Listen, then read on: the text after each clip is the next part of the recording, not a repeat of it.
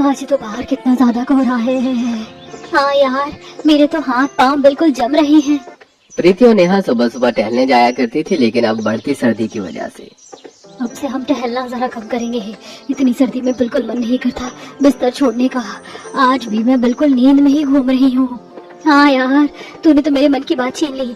अभी ना कुछ दिन स्किप करते हैं। एक तो इतनी ज्यादा ठंड पड़ रही है, ऐसे में तो रजाई में बैठकर ही ज्यादा सही लगता है, बाहर टहलने में नहीं। ये सब काम तो हम जब सर्दी कम हो जाएगी तब शुरू करेंगे दोबारा। हाँ बाबा, चलो वापस चलते हैं घर के अंदर। बढ़ती ठंड को देखकर दोनों ने निर्णय लिया कि अभी कुछ दिन तक एक्सरसाइज और जॉगिंग को साइड हटाया जाए, क्योंकि ऐसे में रजाई से बाहर निकलने का किसी का मन नहीं करता। अंदर आने के बाद प्रीति, अरे बाप रे, कितनी ज्यादा ठंड बढ़ती जा रही है और सुबह सुबह तो और भी ज्यादा ठंड होती है।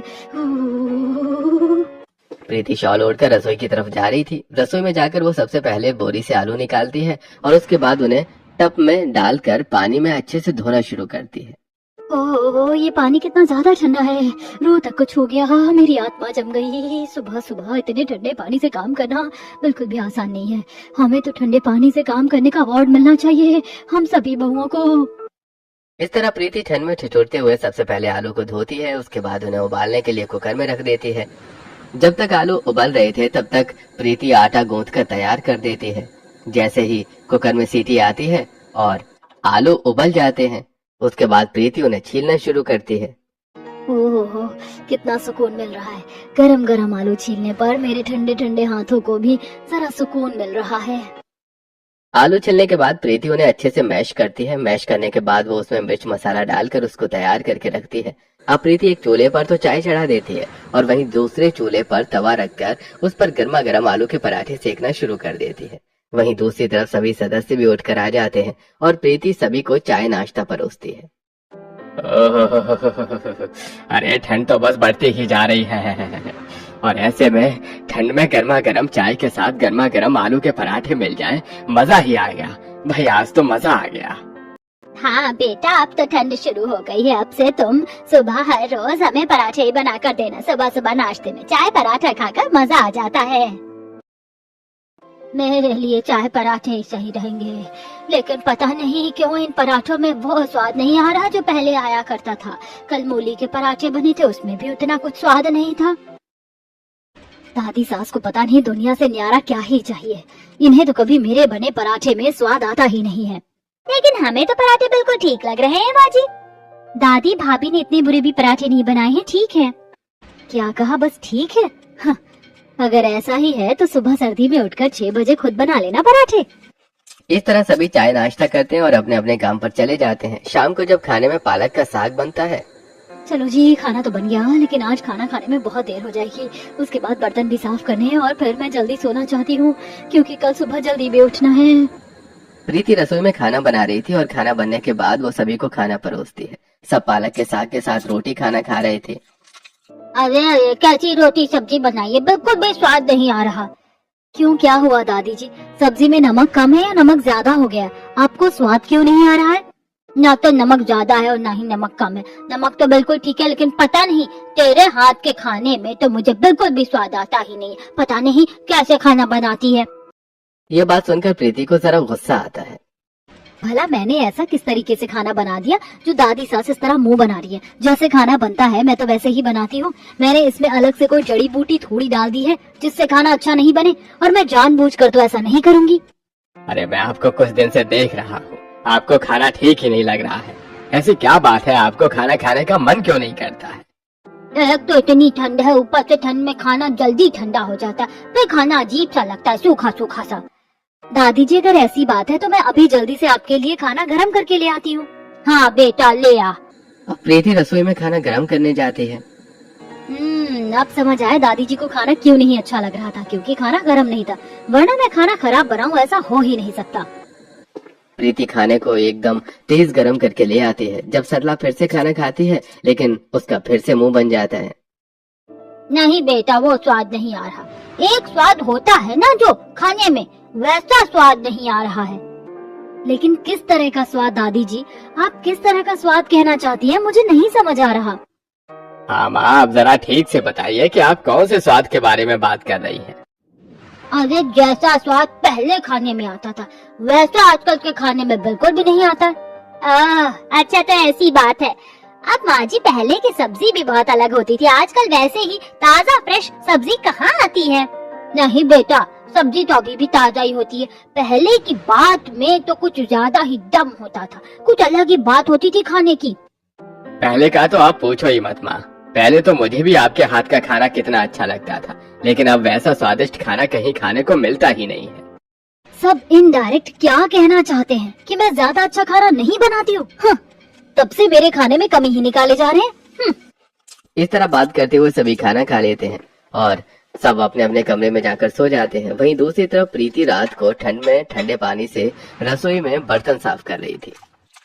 बाप रे, कितनी ज्यादा ठंड पड़ रही है। एक तो मैं हर रोज सभी के लिए इतना स्वादिष्ट खाना बनाती हूँ, उसके बाद मुझे हर रोज बस यही सुनने को मिलता है कि खाने में स्वाद नहीं आ रहा, खाने में वो पहले वाला स्वाद नहीं है। अरे अब दुनियादारी में पहले वाली बात थोड़ी है, सब कुछ पहले जैसा नहीं हो सकता। पता नहीं कौन से अलग नखरे लेकर बैठे हैं मेरे ससुराल वाले।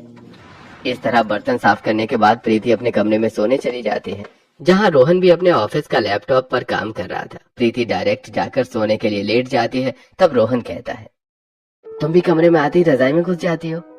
बस रोहन ने इतना कहा ही था कि आगे वो कुछ बोल भी नहीं पाया कि तभी प्रीति उसकी बात को बीच में काटते हुए गुस्से में तिलमिलाते हुए कहती है, अब मैं पूरा दिन ठंड में काम करती रहूं और रात को जाकर आराम से बिस्तर में लेट भी नहीं सकती। अब क्या इतना भी हक नहीं बनता मेरा कि पूरा दिन तो मशीन की तरह मैं काम करती रहती हूँ? अब क्या रात में भी काम करती रहूं? प्रीति को इतना भड़कता हुआ देखकर रोहन कहता है, अरे अरे क्या हो गया, तुम तो जरा सी बात पर बहुत ज्यादा भड़क गई। अरे शांत हो जाओ, मैंने तुम्हें काम करने के लिए कब कहा?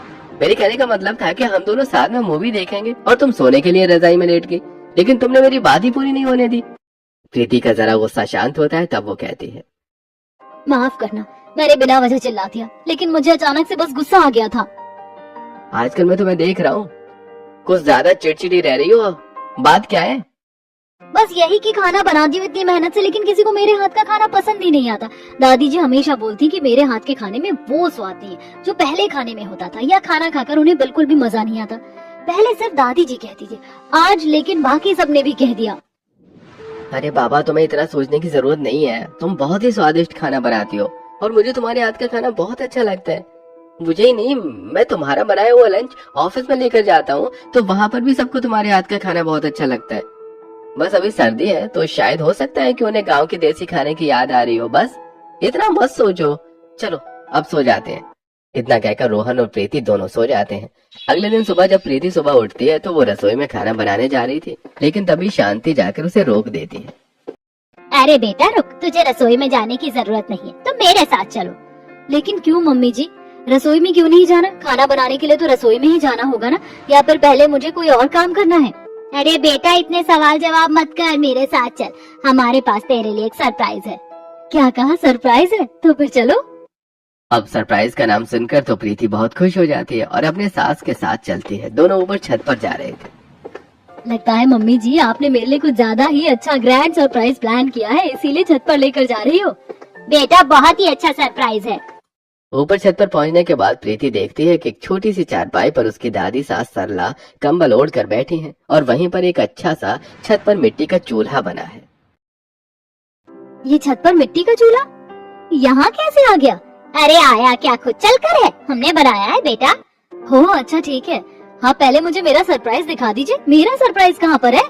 अरे बेटा यही तो सरप्राइज है तेरे लिए। क्या कहा? छत पर चूल्हा मेरे लिए सरप्राइज है? हाँ बेटा बिल्कुल, यही सरप्राइज है तेरे लिए। ये सुनकर प्रीति उदास हो जाती है और मन में सोचती है, ये भगवान, सरप्राइज के नाम पर इन्होंने मुझे कितना बड़ा धोखा दिया है। एक छत पर चूल्हा भी भला सरप्राइज हो सकता है? देख ले बहू, छत पर इस चूल्हे को अच्छे से, अब से तुझे इसी के ऊपर खाना बनाना। मैं कहती थी ना कि खाने में वो स्वाद नहीं आता। अब मुझे समझ आया कि पहले हम लोग चूल्हे पर देसी खाना बनाते थे, इसीलिए खाने का स्वाद दुगुना हो जाता था। अब कहाँ वही गैस की रोटियां, उनमें तो बिल्कुल भी स्वाद नहीं आता। चल अब जल्दी से शुरू हो जा, चूल्हे पर हमें बढ़िया बढ़िया गरम गरम आलू के पराठे बनाकर खिला दे आज तो। क्या कहा? अब मुझे इस छत पर चूल्हे पर खाना बनाना होगा? बाप रे, यहाँ तो बहुत ठंड लगेगी। हाँ बिल्कुल, इसीलिए तो हमने तेरे लिए चूल्हा बनाया और छत पर कोई ठंड नहीं लगेगी जब सामने चूल्हा जलेगा। हाँ बेटा, जा रसोई से नीचे आटा गूंथ कर और बाकी का सारा सामान ले आ, उसके बाद छत पर ही खाना बनेगा आज से, वो भी चूल्हे पर। मुझे तो बहुत एक्साइटमेंट हो रही है। अब ये सब सुनकर सुबह सुबह प्रीति का मुंह बन जाता है। वो जल्दी से नीचे जाती है और एक परात में आटा गूंथना शुरू करती है। सुबह सुबह मुझे उल्लू बना दिया। मुझे लगा पता नहीं ऐसा कौन सा बड़ा सरप्राइज मिल रहा है मुझे, लेकिन मैंने भी कितनी बड़ी गलतफहमी पाली। मुझे भी भलाई ये लोग कोई अच्छा सरप्राइज दे सकते हैं। हाँ, तौबा तौबा, सुबह सुबह सारा मूड खराब कर दिया। सरप्राइज दिया भी तो क्या, एक चूल्हा बनाकर। अब प्रीति को गुस्सा आ रहा था, लेकिन वो कर भी क्या सकती थी। आटा गूंथने के बाद वो परात में आटा लेकर ऊपर जाती है और उसके बाद भी दोबारा नीचे आकर बहुत सारे आलू को अच्छे से ठंडे पानी में टोटी के नीचे धो लेती है। ओह, कितनी ज्यादा ठंड लग रही है। आलू अच्छे से धोने के बाद वो कुकर में पानी डालकर उन्हें डाल देती है। फिर एक हाथ में कुकर को लेकर और दूसरे हाथ में मिर्च मसाला लेकर छत पर जाती है। ऊपर जाने के बाद चलो जल्दी से शुरू हो जाए, और हमने तेरे लिए लकड़ी भी मंगवा लिया। आग जला दे और इसी पर आलू उबालने के लिए रख दे, तो इसका स्वाद और अच्छा आएगा। अपनी दादी सास के कहे अनुसार प्रीति आग जलाना शुरू करती है, लेकिन उसने पहले कभी चूल्हे पर काम नहीं किया था, इसलिए उसे आग नहीं जलाई जा रही थी। अरे बेटा, तुझे आग जलाना भी नहीं आता? ला देख, तुझे आज मैं सिखा देती हूँ। शांति 2-3 कागज लेती है और लकड़ी के ऊपर लगाकर सबसे पहले कागज में आग लगाती है और उसके बाद लकड़ी को उसमें जलाना शुरू करती है। धीरे धीरे लकड़ी भी आग पकड़ लेती है और इस तरह चूल्हे में आग लग जाती है। देखा ना, तूने अच्छे से सीख ले। आज के बाद तुझे छत पर चूल्हे पर ही खाना बनाना है। पता नहीं कैसे अजीब ससुराल वाले हैं, ऊट पटांग चीज करवाते हैं। अब मैं उनके लिए छत पर चूल्हे पर खाना बनाना सीखूं और आग जलाना सीखूं, हद हो गई है। इस तरह प्रीति छत पर बने चूल्हे पर आलू उबालने के लिए रख देती है और जब आलू उबल जाते हैं तो उन्हें छील कर अच्छे से मैश करके उसमें मसाला डालकर मिक्स करती है। चूल्हे की आग जल रही थी, जिसकी वजह से धुआं हो रहा था और प्रीति की आंखों में धुआं जा रहा था। ओए माँ, मेरी तो आँख फूट गई। मेरी आंखों में इतना ज्यादा जलन हो रही है, बहुत ज्यादा धुआं है ये तो। अरे बहू, इतनी भी नाजुक मत बन, हल्का फुल्का धुआं ही तो है। जब धीरे धीरे चूल्हे पर काम करेगी ना तो अपने आप आदत पड़ जाएगी। फिर वो सभी के लिए गर्मा गर्म पराठे बनाना शुरू करती है, साथ में वो उनके लिए चाय भी बना देती है। ओहो, कितनी अच्छी खुशबू आ रही है। जा एक काम कर, बाकी सबको भी आज छत पर ही बुला ले। आज हम सब छत पर बैठकर चूल्हे के सामने खाना खाएंगे। अपनी सास की बात सुनकर प्रीति नीचे आती है और सभी को आज खाना खाने के लिए ऊपर जाने के लिए कहती है, जिसे सुनकर रिया हैरानी से कहती है, क्या कहा? आज हमें छत पर ऊपर खाना खाना होगा, लेकिन ऐसा क्यों? क्योंकि मम्मी और दादी जी ने ऊपर हमारे लिए नहीं, मेरे लिए चूल्हा बना दिया है और मुझे उस पर आप सबके लिए खाना बनाना है। अब जिसे भी गर्मा गर्म खाना खाना है वो ऊपर आ सकता है, लेकिन ऊपर तो बहुत ठंडी हवा चल रही होगी और ऊपर हमें तो बहुत ज्यादा ठंड लगेगी, तो ऊपर खाना खाने में बिल्कुल भी अच्छा नहीं लगेगा। अरे बेटा, ऐसा कुछ भी नहीं होगा। ऊपर चूल्हे के सामने बैठकर खाना खाने में तो अलग ही मजा आएगा। इस तरह बाकी परिवार वाले भी छत पर खाना खाने के लिए चले जाते हैं और सभी चूल्हे के सामने बैठकर खाना खाना शुरू करते हैं। खाना तो बहुत ही ज्यादा स्वादिष्ट लग रहा है। हाँ, आज तो खाने में और भी ज्यादा मजा आ रहा है। आज आपको कैसा लग रहा है माँ जी खाना? अरे आज तो मेरा भी दिल खुश हो गया। मुझे भी खाना बहुत स्वादिष्ट लग रहा है, बस इसी चीज की तो कमी थी। इस तरह से वे खुश होकर खाना खा लेते हैं। सब खाना खाकर अपने अपने काम पर चले जाते हैं, लेकिन वहीं दूसरी तरफ प्रीति गुस्से में मुंह फुलाकर छत पर चूल्हे के सामने ही बैठी होती है। एक तो छत पर चूल्हा बना दिया। हाँ, मुझे यहाँ पर इतनी ज्यादा ठंड लग रही कि पूछो ही मत। इतनी ठंडी ठंडी हवा चल रही है, लेकिन कोई भी बहू के बारे में थोड़ी सोचता है। इन्हें तो सिर्फ अपने स्वाद के बारे में सोचना है। सब आराम से बढ़िया चारपाई पर बैठकर खाना खाकर चले गए, लेकिन मेरा क्या? मुझे तो चूल्हे पर खाना बनाना भी नहीं आता। एक तो मेरी आंखें भी फूट गई, ऊपर से यहाँ इतनी ठंड है। प्रीति को गुस्सा आ रहा था, लेकिन अब सभी ससुराल वालों को चूल्हे का ही खाना खाना था। आज संडे था, तो दोपहर में प्रीति सभी के लिए बाजरे और मक्के की रोटी, साथ में पालक और सरसों का साग बनाती है। तभी वहाँ धूप में चारपाई पर बैठी। अरे बहू, जरा ठीक से हाथ चला, अभी तो तुझे सिलबट्टे पर चटनी भी पीसनी है। जी दादी जी, अभी कर रही हूँ बस। प्रीति ने साग बनाने के लिए चूल्हे पर रख दिया। अब वो वहीं पर सिलबट्टे पर चटनी पीस रही थी। जब चटनी भी बनकर तैयार हो जाती है, तब वो गर्मा गर्म बाजरे और मक्के की रोटी बनाकर सबको देती है। ओहो, देखा, इसे कहते हैं स्वाद। मैं कह रही थी ना पहले कि खाने में बिल्कुल भी स्वाद नहीं आ रहा, इसीलिए नहीं आ रहा था क्योंकि गैस की रोटी जो खा रहे थे हम, अब चूल्हे की रोटी में तो बात ही अलग है। हाँ माँ जी, आपका चूल्हा बनाने का आइडिया बहुत अच्छा था, हालांकि चूल्हा बनाने में बहुत मेहनत लगी। अरे इनकी क्यों मेहनत लगी, एक दिन की मेहनत लगी, लेकिन मुझे तो हर रोज यहाँ छत पर ठंड में मेहनत करके खाना बनाना पड़ता है। इसीलिए तो कहते हैं मेहनत रंग लाती है। अच्छा है कि चूल्हा बन गया। अब छत पर आग के सामने बैठकर चूल्हे का खाना खाने पर बिल्कुल देसी गांव के खाने जैसा स्वाद आता है। बड़ा मजा आएगा। इस तरह सभी खाना खा लेते हैं। अब हर रोज प्रीति को ऊपर ठंड में सुबह हो या रात खाना बनाना पड़ता था। एक दिन सामने वाली छत पर नेहा कपड़े धो रही थी तो वो देखती है कि प्रीति ऊपर छत पर चूल्हे पर खाना बनाकर वहाँ की राख को इकट्ठा कर रही थी। अरे प्रीति, तूने भी सर्दी में ये कौन सा नया शौक पाल लिया है? तुझे लगता है कि ये नया शौक मेरा होगा? अरे मेरे ससुराल वालों ने किया है ये सब। ऐसे ही एक रात जब प्रीति ऊपर छत पर खाना बना रही थी तब वो नीचे से बर्तन लाना भूल जाती है। अरे मैं नीचे से तो बर्तन लाना भूल ही गई। तो कोई बात नहीं बहू, अब जाकर ले आ। हाँ लाती हूँ। प्रीति नीचे बर्तन लेने जाती है और रसोई में जाने के बाद सारे बर्तन इकट्ठा करती है। मुझे कैसे आदेश दिया कि जा नीचे से बर्तन ले आ? कोई मदद थोड़ी करेगा मेरी। एक ऊपर ठंड में चूल्हे पर सबके लिए खाना बना रही हूँ, फिर जीने कितने चक्कर काटने पड़ते हैं, कभी बर्तन ले जाने पड़ते हैं तो कभी कुछ और लेकर जाना पड़ता है। मुझसे नहीं होता ये सब। प्रीति बड़बड़ाते हुए सारा सामान लेकर ऊपर जाती है और सभी को खाना बनाने के बाद खाना परोसा जाता है। अब रात को सभी खाना खाकर, ओहो खाना खाकर तो मजा आ गया। अब आराम से जाकर रजाई में लेट कर सोऊंगा मैं तो। हाँ बेटा, जरा मुझे भी ले चलो नीचे। इतना कहकर खाना खाकर सभी तो नीचे चले जाते हैं, लेकिन वहाँ प्रीति रह जाती है सारे झूठे बर्तनों के साथ। सारे खाना खाकर चले गए। अब मुझे सारे बर्तन नीचे रसोई में लेकर जाने होंगे और सिंक में इन्हें धोना होगा। ऐसा भी नहीं कि कम से कम नीचे जाते वक्त कुछ बर्तन ही ले जाएं। अब प्रीति के कई चक्कर कटते हैं। वो सारा सामान बारी बारी नीचे लेकर जा रही थी। सबसे पहले वो सारे झूठे बर्तन लेकर आती है, उसके बाद बड़े बर्तन जैसे सब्जी के और परात को भी नीचे लेकर आ जाती है, जिसकी वजह से उसके जीने में कई सारे चक्कर कट जाते हैं। फिर वो सिंक में ठंडे पानी से बर्तन धोना शुरू करती है। जहाँ पहले मेरा काम रसोई में जल्दी हो जाता था, अब यहाँ पर मुझे 10 चक्कर काटने पर मेरा काम और लेट होता है। एक तो मैंने सर्दियों में जॉगिंग करना इसीलिए छोड़ा था क्योंकि बहुत सर्दी है, रजाई से उठने का मन ही नहीं करता, और यहाँ पर जीने कितने चक्कर काटने पड़ते हैं, मेरी एक्सरसाइज तो यूं ही हो जाती है। ऊपर से इतनी काले काले बर्तन साफ करने पड़ते हैं, चूल्हे पर इतना ज्यादा कालापन जम जाता है बर्तनों में। बर्तन धोने के बाद प्रीति भी सोने के लिए अपने कमरे में चली जाती है और इस तरह दिन गुजर रहे थे और साथ में प्रीति का गुस्सा भी दिन ब दिन बढ़ता जा रहा था। एक दिन प्रीति नेहा के साथ सब्जी लेने बाजार जा रही थी। यार कसम से मैं तो बहुत परेशान हो गई हूँ। परेशान होना तो बनता ही है, तेरे ससुराल वाले ने तुझे इतना परेशान करके जो रखा है, तुझे अपने लिए आवाज उठानी चाहिए। बिल्कुल सही कह रही है, अगर मैंने आज नहीं कहा तो ये लोग हमेशा मेरे साथ ऐसा ही करते रहेंगे। अब सब्जी लेने के बाद प्रीति और नेहा दोनों अपने घर आ जाती हैं और प्रीति ने सोचा था कि वो घर वालों से बात करेगी, लेकिन उस दिन शांति की सहेली शीला घर पर आई थी दोपहर में।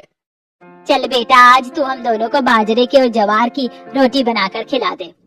हाँ जरा मैं भी तेरे हाथ का बना खाना खाकर देखूं कि तेरी सास क्यों तेरे चूल्हे के हाथ की रोटी की इतनी तारीफ करती है। मुझे भी थोड़ा देसी टाइप का खाना खाने को मिल जाएगा। अब उस वक्त तो प्रीति कुछ नहीं कह पाती और उसे दोपहर का खाना ऊपर छत पर चूल्हे पर ही बनाना पड़ता है। वाह, मानना पड़ेगा, तू बिल्कुल सही कहती थी, तेरी बहू के हाथों में तो जादू है। चूल्हे का खाना तो बहुत ही स्वादिष्ट बना है। देखा, मैंने तो पहले ही कहा था। खाना खाकर शीला वहाँ से चली जाती है। तब रात का खाना खाने के लिए जब सभी छत पर जा रहे थे तब प्रीति सभी को रोकते हुए कहती है, मैं आज से छत पर खाना नहीं बनाऊंगी। क्यों बहुरिया, तू इस तरह बातें क्यों कर रही है? ऐसी कौन सी आफत आ गई जो तू छत पर खाना नहीं बनाएगी? क्योंकि ऊपर सर्दी में खाना बनाना मुझे बिल्कुल पसंद नहीं है और चूल्हे पर तो बिल्कुल भी नहीं। साथ में ऊपर से नीचे मेरे बहुत चक्कर कट जाते हैं जिसकी वजह से मैं थक जाती हूँ, इसीलिए मैं आज के बाद छत पर खाना कभी नहीं बनाऊंगी। ये बात सुनकर सभी ससुराल वालों का भी गुस्सा आ जाता है और वो प्रीति को समझाने की कोशिश करते हैं। देख बहू, खाना बनेगा तो छत पर ही, हमें चूल्हे का खाना खाने में बहुत अच्छा लग रहा है। और मैंने कहा ना मम्मी जी की खाना बनेगा तो नीचे रसोई में ही, मैं छत पर चूल्हे पर खाना नहीं बनाऊंगी। देख बहू, तुम हमारे साथ ऐसा नहीं कर सकती। मैं कर सकती हूँ, मैं जो चाहे वो कर सकती हूँ। आप लोगों ने मुझसे बिना पूछे ऊपर छत पर चूल्हा बनाया था, लेकिन अब मैं अपनी मर्जी चलाऊंगी। जिसे नीचे खाना है वो खा सकता है, वरना आपकी मर्जी। अब प्रीति की जिद के आगे ससुराल वाले भी कुछ नहीं कहते। इस तरह प्रीति के कहने पर सभी को नीचे ही खाना खाना पड़ता है, लेकिन किसी ने भी ठीक से पेट भर खाना नहीं खाया था, जिसे देखकर आज तो सभी ने खाना कुछ ज्यादा ही छोड़ दिया। पता नहीं कैसे नखरे हैं इन लोगों के भी, लेकिन मैं भी चूल्हे पर खाना नहीं बनाऊंगी। लेकिन अगले कुछ दिनों तक नीचे बना खाना भी ससुराल वाले ठीक से नहीं खा रहे थे। और जब प्रीति भी रसोई में खाना बनाती है तो वैसे एक बात तो माननी होगी, ऊपर छत पर खाना बनाने में ज्यादा अच्छा लगता था। चूल्हे के सामने बैठ कर ना तो ज्यादा ठंड लगती थी और ऊपर से आराम से बैठकर खाना बनाना पड़ता था। यहाँ रसोई में खड़े खड़े पैर दर्द करने लग जाते हैं। अगले 4-5 दिन तक प्रीति एक सोच विचार में डूबी हुई थी। रात को वो कुछ ज्यादा गहरी सोच में थी, जिसे देखकर रोहन कहता है, क्या बात है, आजकल तुम क्या सोचती रहती हो? मैं यही सोचती हूँ कि जब से मैंने ऊपर खाना बनाना बंद किया है तब से कोई भी ठीक से खाना नहीं खाता। क्या मुझे ऊपर फिर से खाना बनाना शुरू करना चाहिए? अरे कोई बात नहीं, तुम्हें ऊपर खाना बनाना पसंद नहीं तो इतना मत सोचो, धीरे धीरे सबको आदत पड़ जाएगी। लेकिन मुझे भी ऊपर चूल्हे पर ही खाना बनाने की आदत हो गई और मुझे भी चूल्हे का खाना अच्छा लगता था। बात ये नहीं कि मुझे चूल्हे पर खाना नहीं बनाना आता है, कि मुझे ऊपर नीचे जीने में बहुत चक्कर काटने पड़ते हैं, जिसकी वजह से मैं परेशान हो जाती हूँ। क्योंकि देखा जाए तो रसोई तो नीचे ही है और सारा सामान ऊपर ले जाना बहुत भारी पड़ता है। तो उसके लिए मेरे पास एक आइडिया है। अब अगले दिन सुबह जब सभी नाश्ते के टेबल पर बैठने के लिए आ रहे थे, तब प्रीति उन्हें रोकते हुए कहती है, रुको रुको, आपके यहाँ बैठने की जरूरत नहीं है। क्यों बहू, अब क्या तू हमें यहाँ पर खाना देने से मना करने वाली है? नहीं दादी जी, ऐसा नहीं है। मेरे पास आप सबके लिए एक छोटा सा सरप्राइज है, उसके लिए लेकिन आपको छत पर जाना होगा। नहीं नहीं, मुझे कहीं नहीं जाना। मेरी बुरी हड्डियों में इतनी जान नहीं है कि मैं छत पर जा सकूं। दादी जी बस एक बार चलिए, मैं आपको सच में निराश नहीं करूंगी। मैं जानती हूँ आप मुझसे नाराज हो, पर एक बार चलो प्लीज। हाँ माँ जी, चलिए एक बार जाकर देख लेते हैं। इस तरह सभी प्रीति के कहने पर छत पर चले जाते हैं, जहाँ पर वो देखते हैं कि ऊपर एक छोटी सी ओपन रसोई बन गई थी। छत पर शेड लगा दिया गया था और वहीं चूल्हे के साइड में एक बड़ी सी अलमारी बनी हुई थी। अरे ये सब क्या हो रहा है यहाँ? मम्मी जी, आज से मैं आप सभी के लिए ऊपर छत पर ही खाना बनाऊंगी, चूल्हे पर ही। अरे लेकिन अचानक से ये बदलाव कैसे हो गया? तेरा हृदय परिवर्तन कैसे हुआ? दरअसल दादी जी, समस्या ये थी कि मुझे हर रोज बहुत सारे बर्तन लेकर बार बार ऊपर आना पड़ता था और फिर उन्हें बार बार लेकर नीचे जाना पड़ता था। मेरे बहुत चक्कर कट जाते थे, इसीलिए अब मैंने ये बड़ी सी अलमारी यहाँ रख दी है और यहाँ पर सारे बर्तन रख जाएंगे और वहाँ सामने एक नल लगा दिया है, जहाँ पर मैं बर्तन धोकर वापस यही रख दूंगी, जिससे मुझे बार बार ऊपर नीचे के चक्कर नहीं काटने होंगे। हाँ, ये आइडिया तो बहुत अच्छा है। हमें पहले इसके बारे में जरूर सोचना चाहिए था। हमने सिर्फ अपना तो सोच लिया कि ऊपर चूल्हा बना दिया, लेकिन तेरे बारे में नहीं सोचा बहू। बिल्कुल, हम बिना वजह ही तुझसे नाराज हो रहे थे, बिना तेरी परेशानी जाने। लेकिन तूने बहुत अच्छा दिमाग लगाया पोता बहू।